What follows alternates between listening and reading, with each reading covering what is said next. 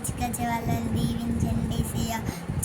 చర్చికి వచ్చే వాళ్ళు ఊకే తప్పిపోతున్నారు ఏసయ్య. ఊకే తప్పిపోవద్దు ఏసయ్య. వాళ్ళు తప్పిపోతే వాళ్ళకి